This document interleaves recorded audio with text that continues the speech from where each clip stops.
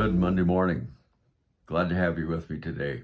Start of a new week, and pray that this will help kick your week off and be a blessing to you.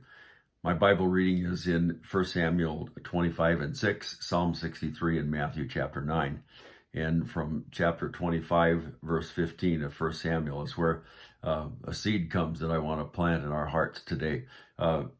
Verse 15 says this: "But the men were very good to us, and we were not hurt, nor did we miss anything as long as we accompanied them when we were in the fields."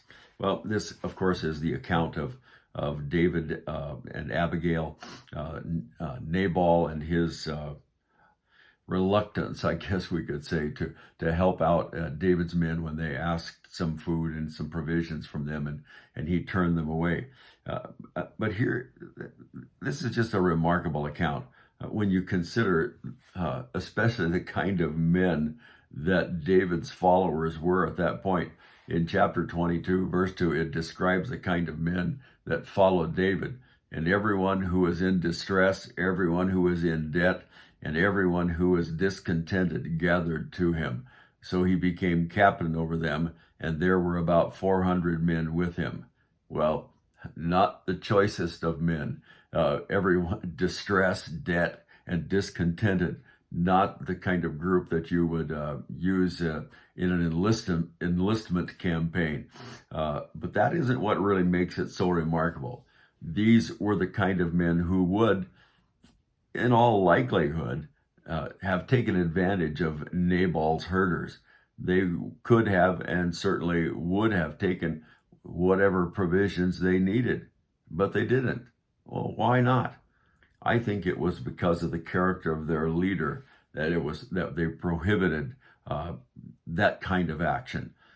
And when David, at the encouragement of his men, could have killed Saul, he refused to kill him. That was the example that David set for his men. And the kind of man David was set him apart from everyone else. So much so that he was known as a man after God's own heart. His leadership won the hearts of the people of Israel and set the standard for leaders for all time. So David serves as a tremendous example to us. And at the root, at the base, at the very beginning of all of that is his heart for the Lord. My heart's cry is that I could be half that man. I want to be as a man after God's heart. I want the Lord to know that I love him and want to serve him.